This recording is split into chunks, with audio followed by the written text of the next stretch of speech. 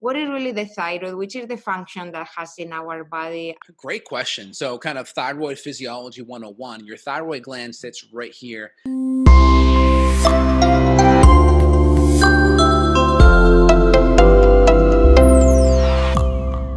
It's really an honor to have you here to talk about the best nutritional approaches for thyroid health, proper thyroid health. But maybe you want to tell us a little bit more about your health journey, because you also suffered in the past from Hashimoto, right? Correct. Yeah, I started off as in the conventional medicine industry. I was someone who kind of helped support the surgeons within surgery, positioning, holding patients, going and getting things to and from the morgue. And I would hold a lot of these diabetic patients, their limbs, as these general surgeons would come in, tie off all the veins and the arteries, and they would literally cut off and amputate in the limbs. And I would be that person to kind of hold that and wrap it up, bring it down to the morgue. And I would always ask these surgeons, how do we get in front of this? How do we get to the root cause? And they really weren't that concerned. They're just like, hey, it's gangrenous, the tissue's dead. We're just cutting it off. And I'm like, all right, but I would notice that they would have this conversation with me and they'd be outside smoking a cigarette. So there was a kind of a disconnect from conventional medicine and nutrition and just a lack of desire to get to the root cause. And I get it. If you had been trained something for 100 hours a week for 10 years, and that was your bread and butter, that makes sense. That's what you know, right? So that stimulated me to want to be thinking about the root cause. Now, fast forward, 5 years later, I had a thyroid issue. I had energy issues. I had a lot of adrenal dysfunction, adrenal issues. And lo and behold, I had autoimmune thyroid. I had elevation in thyroid antibodies. My TSH was still reasonable. My T4 and T3 were still reasonable, but my antibodies were slightly elevated. So I was able to catch that ahead of time before my thyroid was beaten up for decades, where the actual functional output of that hormone was decreased. So I was able to catch it before that. Now, some people we can do that, some we can't. So that's why it's really important that we do really good testing with the thyroid as well as the adrenals, and look at the hormones and look at all the conversion and the antibodies. Really important to get a big picture.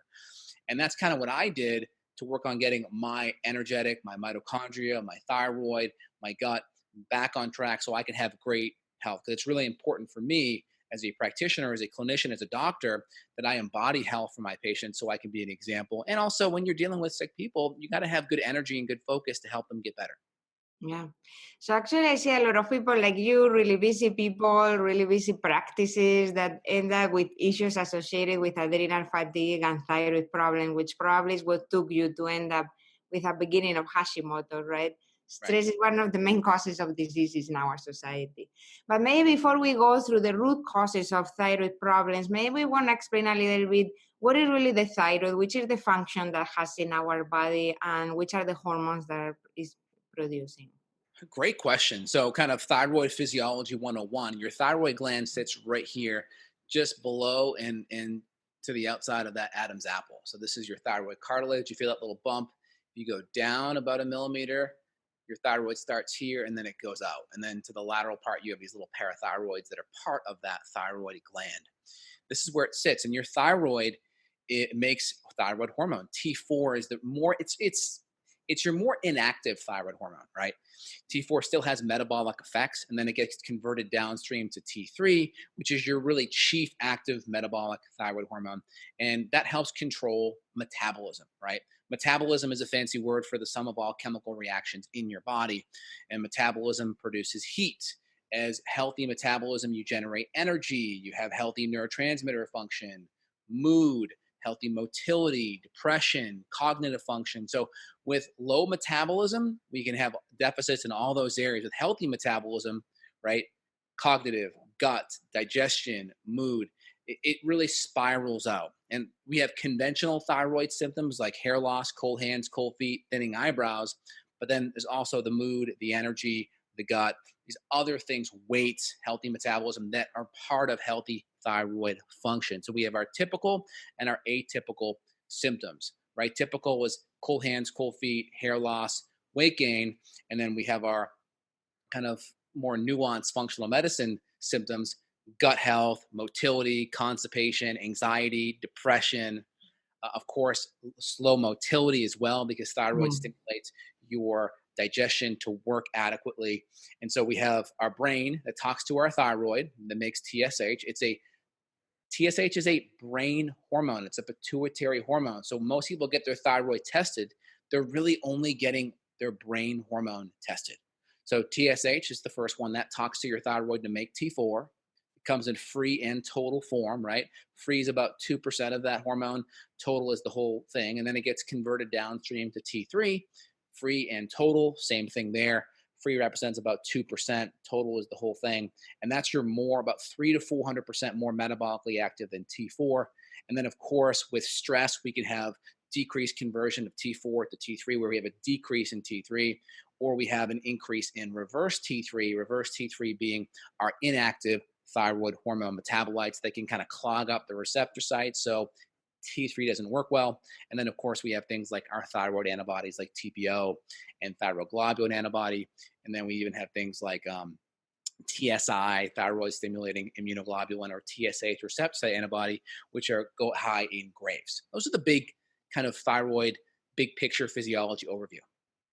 And this is very important, the markers that you just mentioned, because when we test for thyroid dysfunction, it's important to test for antibodies, for free hormones, because in conventional medicine, they just focus on TSH and total T4 or T3 or just TSH. And that doesn't really, it doesn't really say if there is any problem in the thyroid. We have to go for the more functional form of the hormone. And you were mentioning the brain as one of the organs that are connected to the thyroid, but there are other organs, other systems that are connected to the thyroid that are also important to think about and identify if there is any problem in there, because that can be correlated with thyroid dysfunction, like for example, our liver or our adrenals. So maybe you can tell us a little bit more about the connection between the liver, the adrenals, our gut that you are mentioning before, how they are connected to thyroid health. Yeah, it's a great question. So our brain makes TSH, and TSH is what talks to the thyroid to make thyroid hormone. Now, the more dysregulated our hormonal system gets, the more the volume in the brain has to go up to communicate to the thyroid. So stress, physical, chemical, emotional stress can cause our hypothalamus and pituitary to kind of get dysregulated. So we may start to see high levels of TSH with people that have normal hormone levels downstream. And part of that could be adrenal issues, right? Adrenal stress. And your adrenals are responding to physical stress, too much, too little exercise. It could be injuries, pain. It could be chemical stress like gluten sensitivity. It could be just inflammation, high omega-6 to omega-3 in your diet. Food allergies, poor digestion, gut infections, mold, heavy metals. All of these things could be potential stressors that could be affecting the hypothalamus, pituitary, adrenal, thyroid axis. Also, emotional stress, family, finances, relationships, etc. So, all of these stressors, physical, chemical, and emotional, they all summate, they all enter, and they all fill up our stress bucket. And some people come into this world with stress buckets the size of shot Yeah. glasses. Some come in with really big buckets that can just deal with a lot of stress. And when that bucket overflows, that's where a lot of symptoms start to happen, right? Because our body's systems, our adrenals are under stress. They're not able to deal with what's happening physical, chemical, or emotionally. We may also have poor digestion on top of that. So with poor digestion, we're not breaking down our food. There may be slow or low motility in our gut. So food sits there, it ferments, it acidifies. We have greater chance of SIBO, small intestinal bacterial overgrowth, when our food doesn't move through the intestinal tract. Also, if we don't absorb our nutrition well, those nutrients are important for going to and helping our body detoxify, right? All these sulfur amino acids, B vitamins, antioxidants help run our liver at our detoxification pathways, methylation, N-acetylation, sulfation, glutathione conjugation. And so then you can start to have issues with the liver, and a lot of the enzymes in the liver, especially the 5-deiodinase enzymes, are really important for thyroid conversion. That T4, that inactive thyroid hormone, to T3, that's a liver enzyme that's really important for that conversion. So you can see with liver issues and toxicity, there could be a problem. With adrenal stress, there can be a problem. Just with thyroid conversion, not having the selenium, the zinc, the magnesium, the CoQ10, these are all important nutrients to help the conversion right here.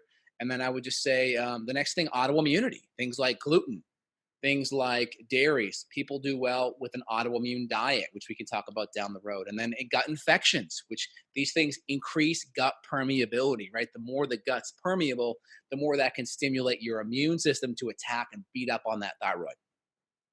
So actually talking about autoimmunity, this made me think about autoimmunity versus autoinflammatory, because now a lot of Hashimoto's or other thyroid problems have been related to maybe an infection, like for example, the Epstein-Barr virus, that the Epstein-Barr may remain behind your thyroid, so your immune system trying to protect you against the virus, not necessarily that has to be autoimmune, it's more autoinflammatory. Which are your thoughts about that?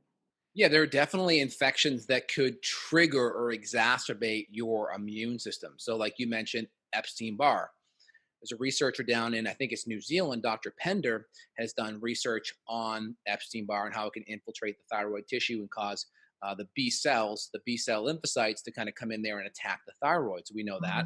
We also know just being a woman and having estrogen dominance, high levels of estrogen, that can skew your natural killer cell to helper cell ratio. It's called your CD4 to CD8 ratio. When that ratio gets skewed, that can increase your chance of autoimmunity. Also, infections like blastocystis hominis is one, Yersinia enterocolitica, H. pylori. These are all common infections that can exacerbate, right, stimulate your immune system and now start attacking that thyroid tissue. Yeah, actually, I suffer from H. pylori, and I think I still have it. It's a bacteria that I coexist with. I just try to keep it in low numbers. But yeah, I remember being infected with it, and then I started losing a lot of hair. And as you said, I started having more weight loss resistance, and I could never relate it to being infected with H. pylori.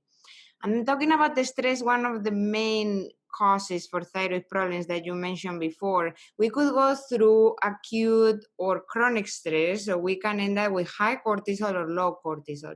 Being high or low in cortisol has a difference in how do we produce the thyroid hormones, or is the same system? Great question. So, most people will eventually have low levels of cortisol the more chronic the stress has been.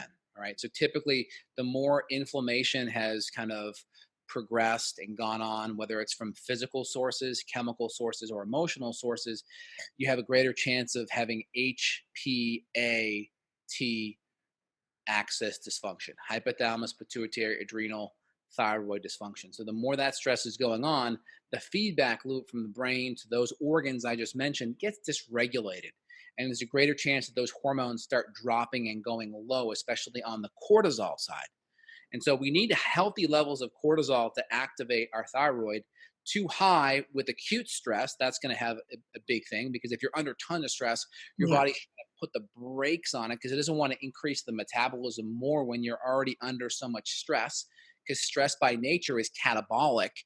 And so if your metabolism goes higher while you're more catabolic with cortisol, you are going to break down faster. So it's your body's way of kind of self-preservation. While at the same time, if your cortisol is so low, you don't have enough stress hormone to be able to deal with stress. So there's this kind of Goldilocks effects with cortisol. And when you're chronically low with cortisol, it's typically because your chronic stressors have just gone unaddressed for long periods of time. But both high and low could be a problem. Typically, low cortisol is going to be a more chronic issue, where high cortisol is going to be more of an acute issue. And it could be the same things. Some people just have better constitution and can keep their cortisol up higher, and some are just a little bit weaker, and that HP, adrenal dysfunction, thyroid dysfunction kicks in, and you start seeing that communication drop and that cortisol really go flat or even reverse. Instead of this kind of high to low rhythm, they kind of start off low and they go a little bit high. So they even reverse their cortisol rhythm as well. So then the approach to treat thyroid dysfunction would be different depending if the person goes through acute or chronic stress. Yeah, I mean, anything acute's easier, right? It's easier to deal with. It's like taking a horse that's wild, right? And you're just trying to tame that horse. Okay, not as big of a deal. A little bit harder when you get a horse that's tired and old and you can't even get him out of the stall, right? So you kind of have to look at what you're dealing with here. So a good functional medicine doctor is going to really do a good history and do an audit of all the physical, chemical, and emotional stressors, so they can get a sense of what's going on. They're going to do tests that are going to assess the body systems, gut, typically in my way of doing it, we look at body system 1, which is going to be adrenals, thyroid, female hormones or male hormones. Then we look at system 2, which deals with digestion and infections. And then system 3, which deals with detox, nutrients, and mitochondria. We have these kind of 3 system approach. When the systems aren't working adequately, the test will help us. But when we have system dysfunction, it manifests downstream with symptoms, mood issues, hair loss, depression, anxiety, mood issues, right? Constipation. And the typical knee jerk reaction is, oh, let's just prescribe an SSRI to treat your depression. Let's just prescribe a birth control pill to treat your hormonal issues. Let's just prescribe an antibiotic for your skin issues, right? They're just kind of palliatively prescribing a medication to cover up the issue. We're trying to go upstream, assess how our body systems are doing, and then work on supporting the body systems while at the same time making sure we've addressed the underlying stressors to begin with. We've got to also make sure we get to the root, but also fix the organ system and kind of jumpstart them that may not be working optimally because they've been damaged. Yeah, we have to see it as a whole. All those systems are interconnected, so we don't have to focus just on the symptoms, but also the root causes and treat all those organs as a whole. So also Right. some of the things that and there is an assessment that I've seen in your content, that is the temperature assessment Mhm. that helps in identifying if you have a thyroid problem or thyroid and adrenal problem. Maybe you could tell us a little bit more about the assessment itself. Yeah. So in general, your your basal metabolic temperature gives you a pretty good window into your metabolism, right? Because with adequate thyroid hormone, you have healthy metabolism. A byproduct of healthy metabolism is energy. Energy generates heat, right? And so this kind of came from the work of Broda Bronze 50 years ago or so. He was an endocrinologist, and he basically created the temperature test, which is essentially either testing armpit, axillary, or mouth temperature. Typically 97.8 to 98.2 for the axillary, 98.2 to 98.6 for the oral. And essentially, the temperature should be ideally within that range. And if your temperature was chronically low and low but stable, that typically was a thyroid issue. If it was low but jumped around, typically zero point 0.3 degrees or greater, it tended to be an adrenal issue because of the fact that and thyroid as well. So if it's low and jumping around greater than zero point 0.3, that's typically an adrenal and a thyroid issue. If it's just low across the board, that's typically thyroid.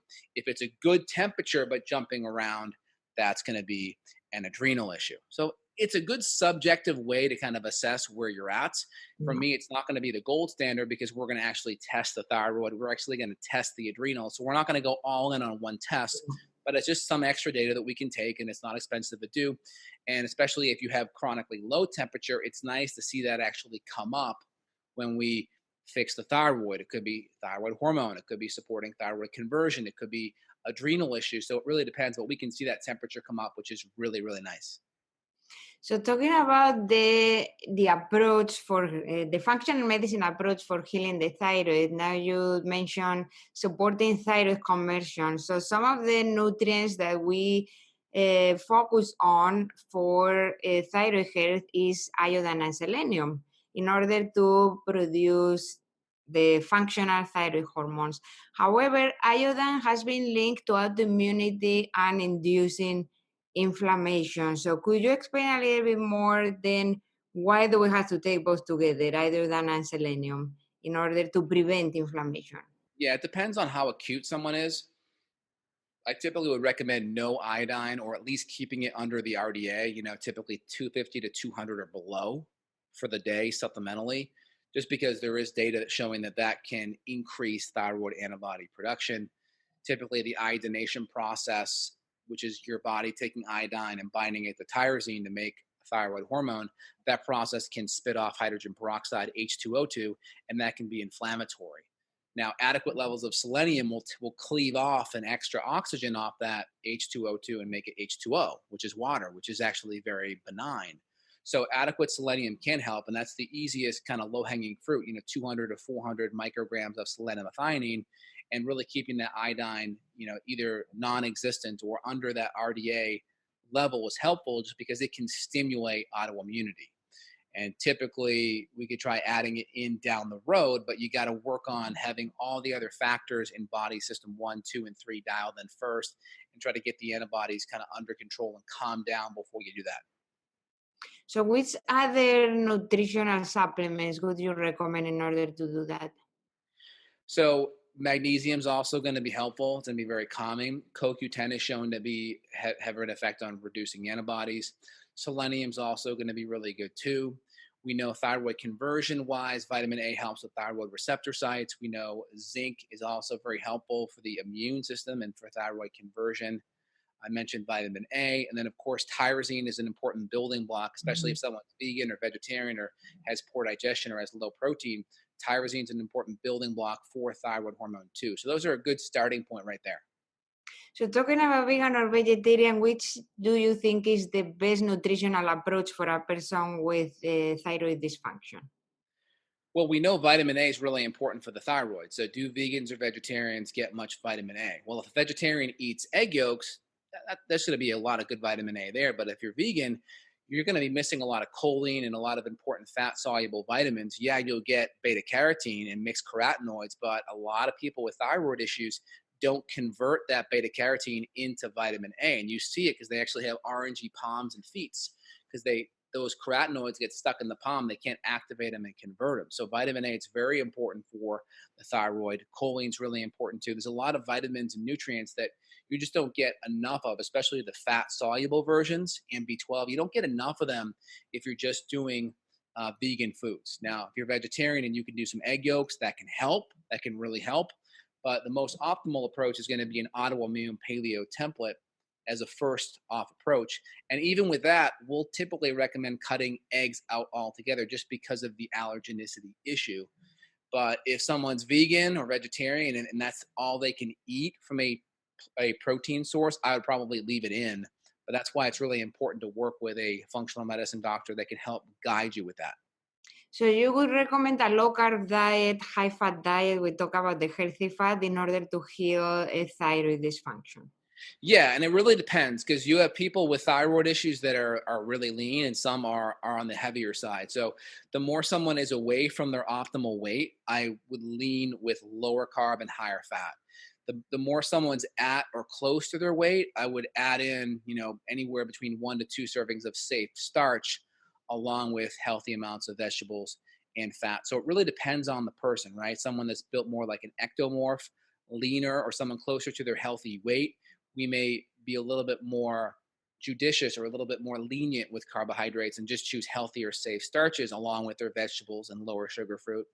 Someone that has a little bit away from their weight, we know insulin resistance can be a big part in weight gain, and it's a big part in cortisol or thyroid conversion. So just getting insulin under control can have a big impact on helping their thyroid convert and activate thyroid hormone better. So a low carb diet, ketogenic diet approach would be ideal also for a person with thyroid problems. Let's talk about a little bit more Can be. how. There are some people that push back on that, but you really have to look at each person as an individual. So there are some people that they may not do well on it, and I'm just kind of giving you an idea of who those people may be. Yeah. Those people will already be at relatively good weights. Some people talk and say, hey, ketogenic diets are really bad for thyroid. And the reason why, when you look at the data on that, some of the studies they use a lot of junky polyunsaturated fats. And if you're using good, healthy saturated fats with, some polyunsaturated, good quality fish oil, I don't see it being a problem. Just make sure the fats are dialed in. It's all about bio individuality because for me, in the past, I suffered from C4. I had the yeast overgrowth. So I tried to go, for me, a low carb diet was really helpful also to heal my thyroid. When I started putting foods back, even sweet potato, I immediately start getting, bloated again, and then fat accumulation in my abdominal area. So it depends on every person. Every person, some people can incorporate foods back, some people don't. Yeah. So yeah. So which would be then let's give the audience a list of maybe the top 10 foods that you would eliminate and the top 10 that you would incorporate in a diet for thyroid health. So it really depends because a lot of people that have thyroid issues could have this fungal overgrowth or SIBO issue. So it depends because they may add these foods back in and may be fine for their thyroid, meaning energetically, but they have more bloating and gas. So I'll typically start adding some of the higher carb stuff back in if there is a SIBO or bacterial overgrowth during a killing phase. So if we're killing SIBO or a fungus, I may start adding some of these carbs in at a little bit higher levels during the killing, and we may increase as a tolerance because these carbs will help bait out some of the critters, kind of like cheese on a mousetrap would. And that can help the herbs be more effective, number one. And then number two is after we finish killing, we'll work on probiotics and we may taper back in the carbohydrates again after we're off the herbs and just do it to tolerance. And if there's more bacterial overgrowth, we may focus more on low FODMAP carbohydrates, squash, plantains, parsnips, rutabaga, turnips, those kind of things, and see how we do, even maybe white potato potentially, and see how we do with those because they are lower on the fermentable side. So they're going to have less opportunity to feed some of that dysbiotic bad bacteria. And of course, we're doing it cooked, steamed, sauteed. And it's a little bit complicated. I mean, I've done this thousands of times with patients, so it's old hat for me. But coming into it with patients that are new for the first time, it can be really confusing. So if you're like, your head's spinning a little bit now, it's okay. It's a little bit confusing, but hopefully that makes sense. Yes, but then this group of carbohydrates that are less fermentable, you would put them in the process of incorporating foods back after you have Oh, been yeah, and then cleaned. just listen to your body, and you can just throw in one serving a day. And I typically always recommend leaning to my carb introduction at night, just because of carb backloading principles seem to show that people tend to do better from a weight perspective, adding their carbs in at night, generally speaking. And which would be the most important foods that you will cut from day number one? What carbohydrate could they add back in? First one? Not like whenever somebody comes with a thyroid issue, which Mhm. would be for in the dietary approach to heal the thyroid, the foods that you would recommend to cut from day number one. Oh, so of course, all the grains, right? Rice, wheat, spelt, kamut, barley, rye, right? Amaranth, quinoa, those are all going to be fine to cut. We'll cut out the nightshades, which are going to be tomatoes, potatoes, eggplants, and peppers. All of the lentils and or legumes, which are two-thirds starch. So lentils, beans, navy beans, those kind of things, cut all the lentils and legumes out. Those would be the first ones. And then keeping the carbohydrates from fruit in check. So I'd be very careful with like papaya, mangoes, pineapple, those kind of things. And if we're going to do fruit, keep it to like more of the lower, like keep the foundation of that fruit to like berries, strawberries, blueberries, raspberries. Blackberries are higher FODMAP, so be careful with those. Grapefruit, green apple, lemon, lime, and then be careful with regular apples and oranges. They're a little bit higher in sugar, but maybe once a day could be okay. So that's kind of how I look at that. And I kind of draw a line with carbohydrates. We have our non-starchy vegetables on one side, right? Broccoli, spinach, kale, right? Lower sugar, high in nutrition, pretty low in calorie too. That should be kind of the bulk of most people's carbs. And then on the other side, we're going to have our safe starches, which are going to be squash, sweet potatoes, yams, parsnips, plantains, turnips, rutabagas, right? Those are going to be our pumpkin. These are going to be our carbs that are starchy, but they're also low in FODMAP and autoimmune approved. Mhm. And we can potentially throw those in, and then maybe a little bit of a low sugar fruit. So typically recommend 50 to 80% of the carbs being on this non-starchy veg side, 50 to 80%. And then the other part being the fruit, the lower sugar fruit, and the safe starch between 50 and 20%. It really just depends. And as you said, it's about keeping it also focused on the autoimmune side because conventional ketogenic diet, for example, they have tons of inflammatory foods. They tend to add a lot of dairy and tomatoes, a lot of nightshades, that they cause a lot of inflammation. So it's always a modified version of a low carb diet focused on inflammation. And talking about resetting insulin, which you said is a big cause also for thyroid dysfunction, which is your thought about intermittent fasting for optimal thyroid health? Intermittent fasting can be helpful, but if someone's coming in with thyroid symptoms, a lot of times, especially if they're women, they're probably coming in with PMS or some kind of menopausal issues too.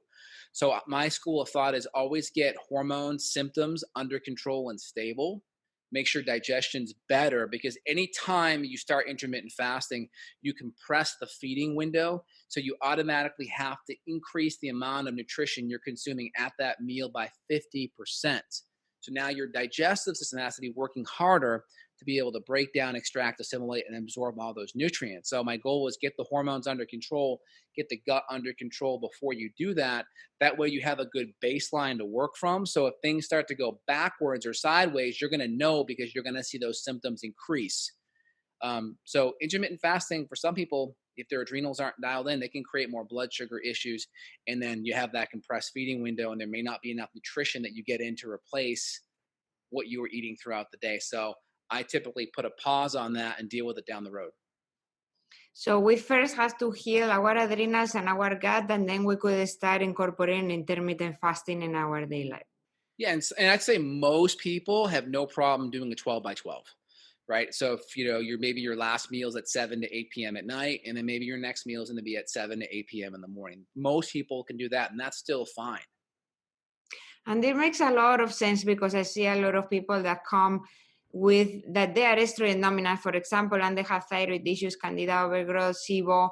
And when they start doing intermittent fasting, actually they start getting more weight, they increase estrogen levels because they suffer from really severe constipation. So it's important to work on the gut first, eliminate properly, and then going into intermittent fasting right after. Otherwise, they can increase the problems of constipation. Blood sugar can be a little bit stressful. Like, blood sugar stability can be a little bit stressful for someone's hormonal system. And if their hormonal system's already on the fritz, then it's another stressor their hormones have to deal with, where it should be dealing with just healing, right? Mhm. So that's why it's like, and then if there's all these symptoms happening and then you add more symptoms to it, it's hard to know. It's just kind of like Yeah. being in a noisy room and someone else over here creates some noise. You may not even be aware of it, because the noise in front of you is already preoccupying you from what's happening, right? So I like to get things really quiet, and then if this starts making some noise over there, I know exactly, hey, it's right there, and then we can fix it. And talking about how important is also to improve detoxification, and also for a person that have a thyroid problem related to MTHFR receptor mutation, are there any, besides dietary changes, there are other tools that you recommend that are important to incorporate in a day life? I mean, I think MTHFR with a lot of people is overrated for me, because most people, MTHFR becomes more of a problem when you're not consuming lots of good green vegetables. It becomes more of a problem when you're consuming lots of fortified foods with folic acid in it, which will be like your juices, your breads. So as soon as you cut those out, that takes a lot of stress off your system, because now your metabolism won't have to be converting that activated folic acid downstream, and you won't have these cancer metabolites forming for people that have these different SNPs, whether the C77AT or the 129A1. So there's the T and the A. If you have those SNPs, you could have a 30 to 70% reduction in that enzyme from activating folic acid. So we cut out all the folic acid to begin with. We increase all the nutrients from whole food folate. We're increasing the choline in the diet from healthy animal products, and then we're adding high quality methylated B12 in, high quality LMTHF folate in supplementally.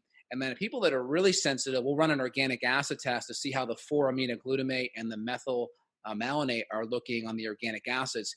And for people that are really sensitive, we may do an adenosine or a hydroxyl version of B12, and we may separate out the folate and the B12 and add them in separately and slowly. So for me, it just really depends. A lot of the testing can help me, and then just cleaning up the diet takes a lot of the stress that may be on someone who has MTHFR, because they're just getting too much folic acid in.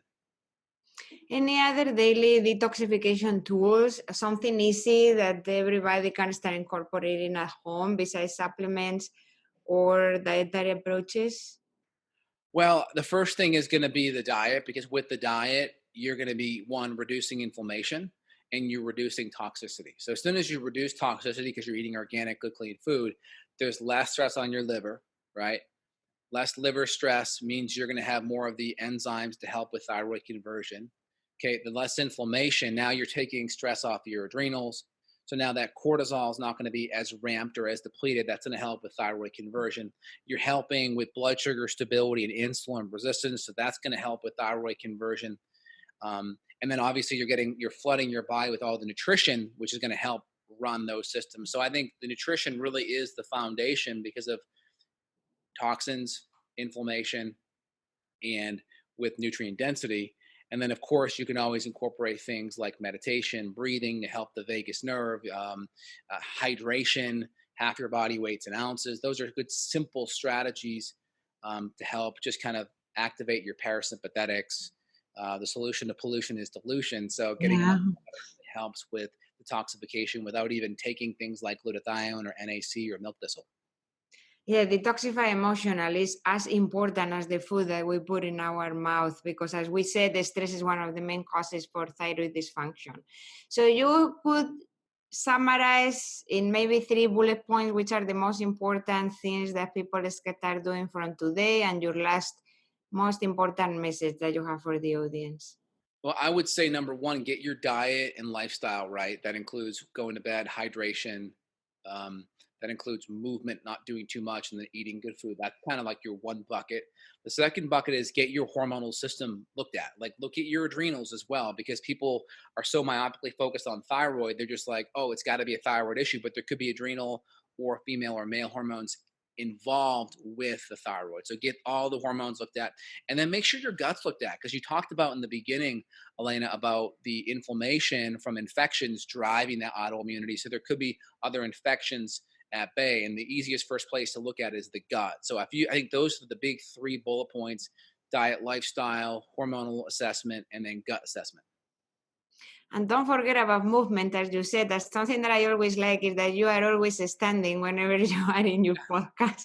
So for a person that always put excuses about I don't have time for exercising or moving, just sitting less that I'm doing now. Sitting less in front of the computer is also important. So just standing, trying to move the body in whatever way we can is very important. Well, thank you very much. It's very, very helpful, all the content that you brought here so people can start making changes from today. And thank you for what you do with Justin Health and all the content that you create. Thanks. Thank you so much. And for listeners that want to get more information about thyroid, if they go to justinhealth.com, I have a really good thyroid opt-in video series that kind of lays out a lot of these concepts kind of in a deep dive. So if this information was enlightening, feel free to head over to justinhealth.com. And then while you're there, I have a video YouTube channel and podcast for more deeper conversation on the topic. Thank you, Elena, for having me and putting this great information together. I really appreciate it. Thank you. Thanks. Take care.